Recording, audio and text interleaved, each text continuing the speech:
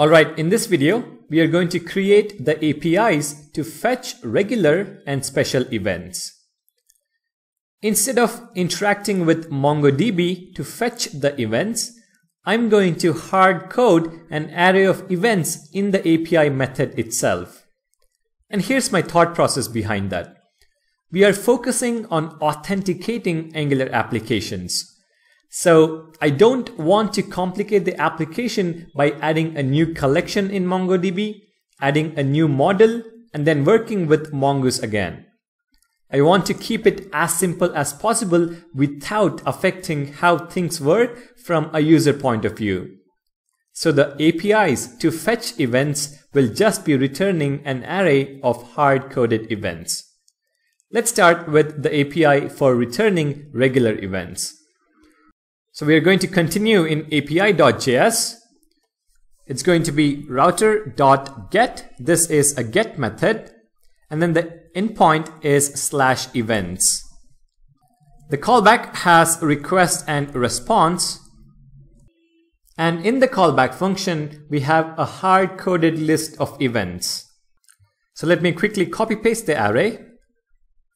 And you can see that it's just an array of objects. Each object represents an event. An event has an ID, name, description, and date. And we just return this array as the response. So res.json events. Similarly, let's create a special events API. I'm going to copy paste the events API code and replace /events with /special. So let me copy this,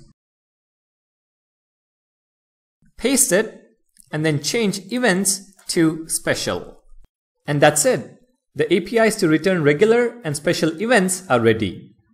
And since these are GET requests, we can test them right in the browser and there is no need of Postman.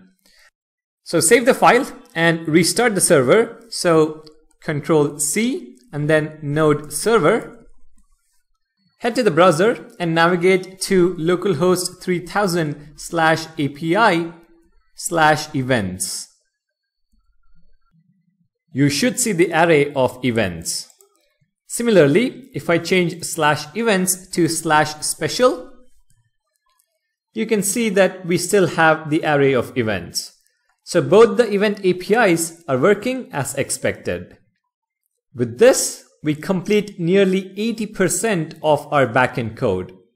The remaining 20% we will code hand in hand with our Angular application when we deal with authentication. So from the next video, let's concentrate on setting up our front end with Angular. Thank you guys for watching. Don't forget to subscribe and I'll see you guys in the next video.